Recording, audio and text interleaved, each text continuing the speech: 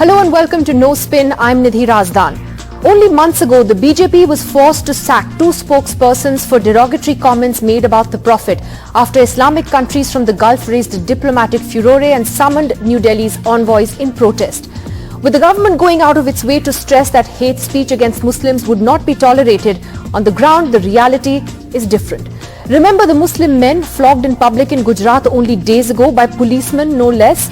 Well, now you have BJP lawmakers, an MP and an MLA attending a hate gathering in the national capital, with the MP Parvesh Verma calling for the economic boycott of Muslims. Now, he didn't actually name the Muslim community, but the reference was obvious in his speech, coming just days after a few Muslim men were accused of stabbing a man to death in East Delhi. The Delhi BJP today said that Parvesh Verma can explain his comments himself, the party won't, but the MP himself has not responded yet to our questions. This is, however, not the first time that Verma has made such comments. After the outrage, the Delhi police today filed a case against the event, but not against the hate speech itself. The case is for a gathering being held without permission. It's bailable. Now, all of this is happening soon after RSS chief Mohan Bhagwat said that minorities face no danger and that Hindutva organizations will reach out to them to assuage their fears. Joining us first on the program tonight is Member of Parliament Asaduddin Owaisi. Mr. Owaisi, thanks for being with us. Let me first get your thoughts on today's developments, the fact that the police have filed a case, but not against any kind of hate speech, only that it was a gathering held without permission. Well, this was expected of the police. The police will never act against any BJP MP, spokesperson. They will never be arrested. This is the continuous behavior of the Delhi police and the police wherever BJP is in power. So one cannot expect. In my opinion, BJP has made a policy that all the spokesperson have the right to give a genocidal call of Muslims. It is the policy of BJP to keep on hurting Muslims, talk bad about Prophet Muhammad, peace be upon him. So it is continuing, and you, as you rightly said in introductory remarks, that this BJP MP earlier also had given a statement at the time of Shaheen Bagh, which led to riots in Delhi. He said the fire will engulf your homes. Hindu women would be picked up by these jihadi elements.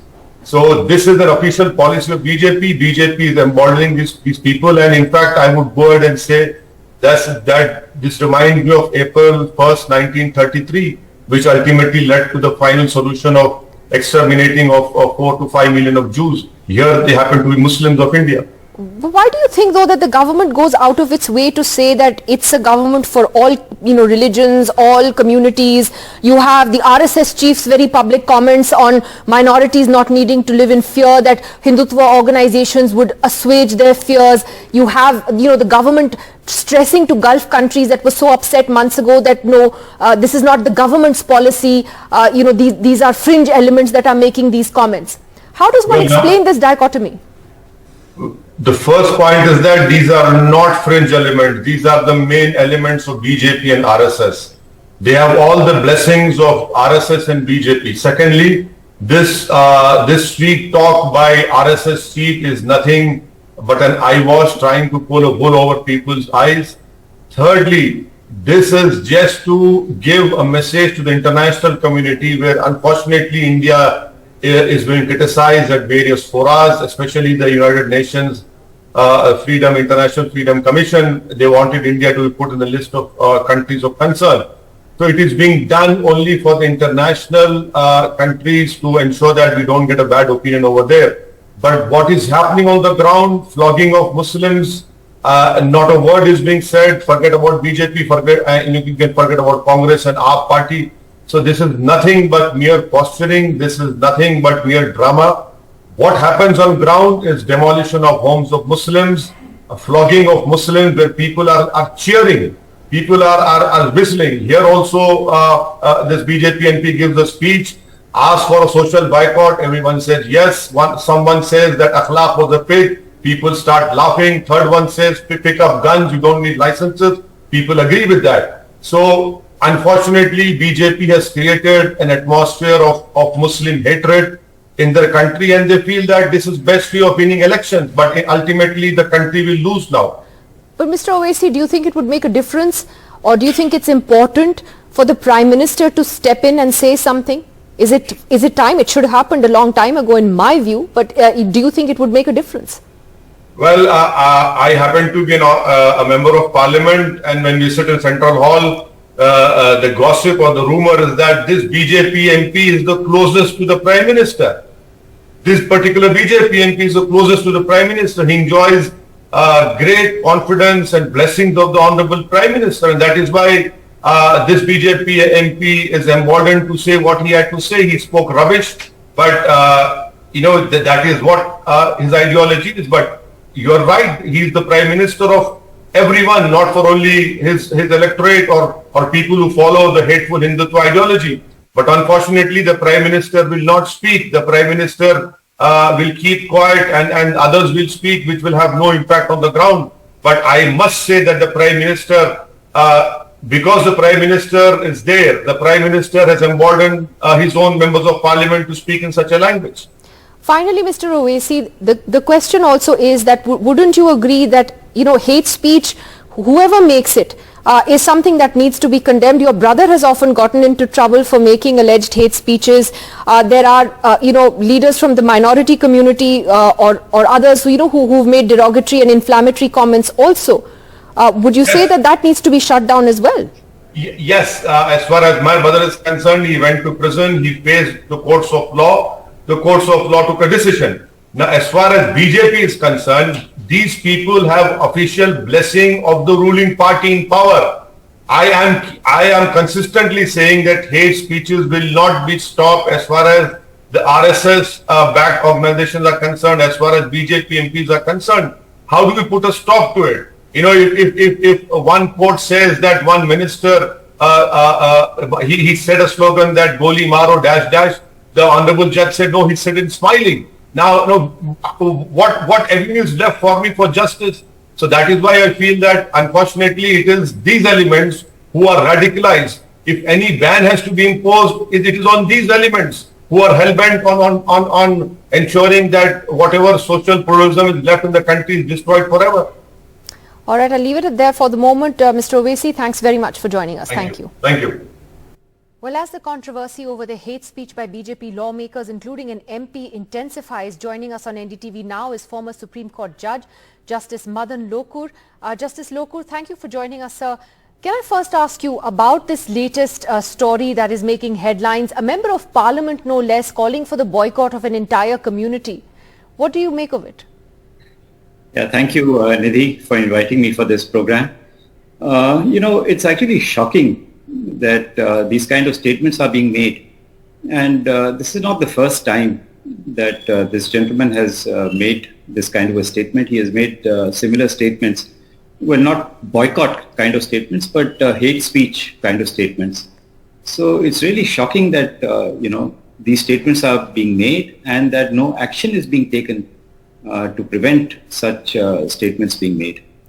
I'm reading one of your old quotes, in fact, something you recently said, and you said the problem is not that there is a shortage of laws, the problem is that these laws are not being effectively executed or effectively implemented. In other words, you don't really see the need for a separate law on hate speech because you're saying it already exists. Yes, in fact, this is what the Supreme Court has said. It's not that I've said it. The Supreme Court says that there is enough, the legislation to tackle hate speech. Right, so you don't need a separate law for this. The question though is, what does one do when one sees, for example, the police in this case, filing a case not against the hate speech itself, but the fact that this was an event that was called without due permission. When our own institutions and agencies act so partisan, so blatantly, what does one make of it? Yeah, actually, Nidhi, it's very difficult to say what's going on. The police don't act, and if they act against the wrong person. All right.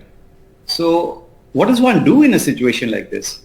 Fortunately, about the hate speech aspect, the matter is pending in the Supreme Court. I hope the Supreme Court looks into it, and lays down the law and says that some action has to be taken. You can't have, people who make hate speech getting away with it. and people who are saying something completely innocuous, being put behind bars for sedition or something else. But Justice Lokur, as you pointed out, this is a question the Supreme Court has dealt with in the past. If you could take us through that briefly, in terms of the fact that the Supreme Court has over the years tried to define public order, hate speech, what in fact even constitutes sedition. But on the ground, we always saw a pushback even to that. People still getting arrested for frivolous reasons, like you mentioned, even for on sedition, etc. So how has the Supreme Court dealt with this issue in particular of hate speech?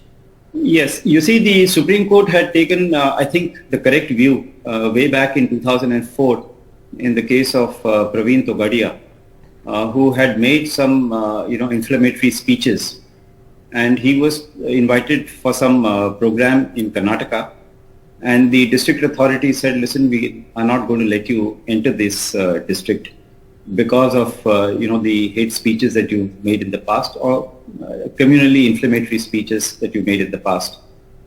That was challenged. But the Supreme Court said that, there is enough material to stop him from entering that particular district because of his past conduct. So really, there the Supreme Court took a very pragmatic view. In the recent past, the Supreme Court has also taken the view that you must have you must look at the content of the speech. You must have a look at the intent of the speech or whatever is said, and you must have a look at the impact that it is likely to cause. All right. So, for example, if a researcher, says something as a part of his research, he says that, well, this is what was said. The content is inflammatory, okay, but the intent is not, because he's doing research, he or she is doing research on the subject. But if you have a situation like this, then there's a problem, because the content is inflammatory, the intent is inflammatory. The impact, the Supreme Court had earlier taken the view that the impact need not necessarily be violent. The impact can also be psychological, it can also be emotional.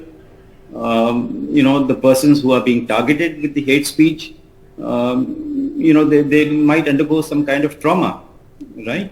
Psychological. So that's emotional. a very wide-ranging definition, actually. Right, but in the more recent judgment, the Supreme Court has, in my view, taken a step backward by saying that there must be some element of violence that must form a part of the impact, right? So that, I think, in my view, is not correct.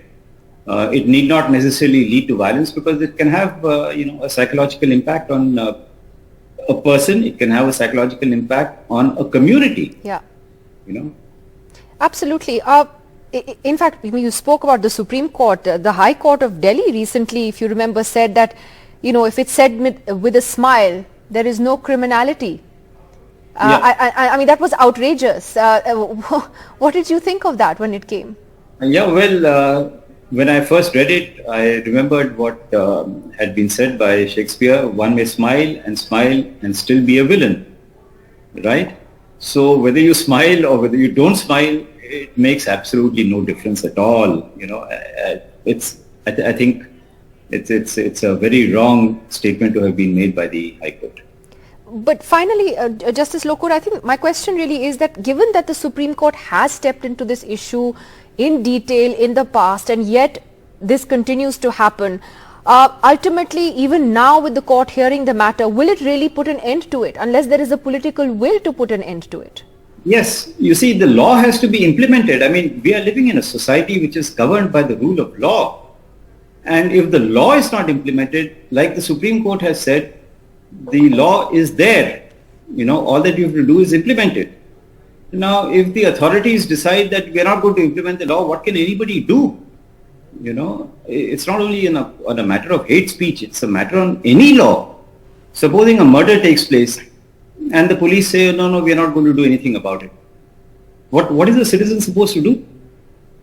Or if some lady gets raped and she goes to the police station and the police says, well, we are not going to do anything about it. What is she going to do? So the law has to be implemented. I mean, there can't be two questions about it, It has to be, but it often isn't, as we've seen is the case. Justice Lokur, thank you for joining us. I don't know if one is as optimistic as you are that the Supreme Court may actually put an end to this. We do have our political panelists joining us as well. Supriya Srinath is here from the Congress and Mr. Alok Vats is here from the BJP. Mr. Vats, interestingly today, the Delhi BJP, when we went to ask them about Parvesh Verma, the MP's statement said, well, we're not going to answer for him. He needs to explain his statements himself. Would you say that a line has been crossed by both him and the MLA from UP? Well, in case of Parvesh Verma, I think what he said was not very inflammatory. It was just a boycott appeal. Just a but boycott. In case of Nandkishore Gujar, yes, I think he had crossed the line. And you don't think that calling for the boycott of an entire community is inflammatory? No, for what they do, you see, if you hear the Muslim leaders, what they have said in the past, comparatively it is much mellowed down statement. Their speeches were so inflammatory of Sar Tan Se Juda and give me 25 minutes, we will finish the entire community and all that. Comparatively, this is a very mellowed down statement. I don't agree with that. So you're justifying it. You're justifying the call by an MP, an elected public representative, to boycott an entire religious community in this country. If they do such particular thing, he has pointed out what all. If they do, then only boycott. Didn't the RSS chief just tell everybody last week that minorities don't need to fear anything? Yes. You see, once he has said something, then I think all these others who are blabbing something here and there, it doesn't have any impact. And it doesn't have any severe impact on the masses. You see, what Mohan Bhagwat has said, that is the ultimate statement. Okay, Supriya Srinath, is it the ultimate thing, or the fact is that these are elected representatives? Therefore, that is the reason we are focusing on them as well. This is not, just some random person making a hate speech. These are elected MPs and MLAs. Nidhi, I'll be very honest with you. When I heard it for the first time yesterday, and unlike the BJP spokesperson, he used the word, it was not very inflammatory. You are actually telling a crowd, you are inciting the number of people present there to say there should be complete boycott of a certain community, and you don't think that's inflammatory at all. I mean, I do not know what else is inflammatory. And please remember, whether it is Parvesh Verma or whether it's Nandkishore Gurjar, they are not doing this for the first time. They are serial offenders. And why are they serial offenders is the question we must ask. First, the law never catches up with them. They are let go off by stating that, if you smile and incite violence, it's a hate speech with a smile amounts to. Second, they wear it like a badge of honor. They see that people around them progress much faster in the BJP if they incite violence, if they perpetrate hate. And which is why people like, Anurag Thakur, remember the speech that he gave in 2020? And see where he is today. So all these people believe this is the fastest road to success. And political patronage is not being done at a low level. Political patronage for this behavior comes from the highest level. The Prime Minister and the Home Minister himself, who also indulge in similar inflammatory and also very, very blatantly communal speeches, come elections or otherwise. The Prime Minister is known to say, "Kapde se logon ka pata laga lunga, Shamshan Kabristan, 80-20, what is this?" But the very simple point I want to make is, this is repeat offense, and this is being done because they believe this is a quick and a short way to success. Mr. Vats, if what you're saying is that what Mohan Bhagwat said about assuaging minorities is the final word, then why is no action taken against those people in the Sangh Parivar and the BJP who actually make speeches like this? How do they end up getting rewarded instead? She was hearing Supriya Srinath. She has accused the Prime Minister and the Home Minister of giving inflammatory speeches. I don't remember of any such speech by the Prime Minister or the Home Minister which is inflammatory and which is spreading hate in the community. I don't know where from she has gathered those speeches, but yes, as I told you, what Mr. Mohan Bhagwat has said, that is the ultimate thinking about both the communities and how they should behave, and they should intermingle with each other. He has gone down even to meet their leaders, and they have praised his so-called action with the Muslims. Okay, but Mr. Bhatt, since you agreed that you believe that the MLA did cross a line and that his speech genuinely amounted to hate speech, do you not think that the BJP should sack him from the party, or is that only reserved when other countries point fingers at us, like they did during Nupur Sharma's episode? There is a disciplinary committee. They will take action, and if they find that he has done something out of the way, then he will be punished. Certainly he will be punished. He will not be left. So do you think the Prime Minister should speak up, Mr. Vats? If the government believes in sabka saath, should the Prime Minister make a statement and put this to rest? Nidhi, Prime Minister has a lot of things on his chest. These small things, I think there are many other people to take care of. These are small things? Can I please comment? I mean, compared to what he has on his shoulders, just if he goes down sorting out these things, when will he have the time to lead the country? All it takes is a tweet or a bite. Takes 30 seconds. Can I please comment? Maybe it will come from him if it is reported to him and he feels that he has done something wrong. Certainly there will be a tweet from him. Supriya? You know, Nidhi, it actually baffles me how brazen the BJP is. मैं तो आपकी बड़ी इज्जत करती है अगर आप आके आज यहाँ पर ये कहते हैं कि इन लोगों ने बिल्कुल गलत किया और इनके खिलाफ कार्रवाई मैंने कहा है कि नंदकिशोर गुर्जर ने गलत किया है, मैंने बोला है. No, please wait, let me finish. The reprimand for this should come from the highest level. And no, Mr. Modi cannot be busy in doing anything else. His first and foremost Raj Dharma is to maintain law and order and ensure the safety of our citizens. प्रधानमंत्री होने के नाते पहला परम कर्तव्य और राजधर्म जो उनको याद दिलाया जा चुका है 2002 में ये है कि लोगों की हिफाजत करिए और कानून व्यवस्था बनाए रखिए. What else is he busy in? मोरों को दाना खिलाने में व्यस्त है प्रधानमंत्री. क्या बात करते हैं आप लोग? And I also want to say one thing, Nidhi, and I want to say it very emphatically. Where is the RRP party? I really want to know. How long will they continue to play this hide and seek on issues that really matter in this country? Why has Mr. Kejriwal not denounced this? Why does he never speak when minorities or anybody else is in trouble? I want to ask this. आज केजरीवाल चुप क्यों है? Delhi police आपके अधीन नहीं है, लेकिन आपका बोलना तो आपके अधीन है. यहाँ पर बुराई तो करिए जो नंदकिशोर और परवेश वर्मा ने कहा है. Where are you? And what is your stand on ideological issues? And what disciplinary committee of the BJP will act? Did they act against Anurag Thakur? Did they act against Parvesh in 2020? Did they act against There's already a case going on against Parvesh Verma.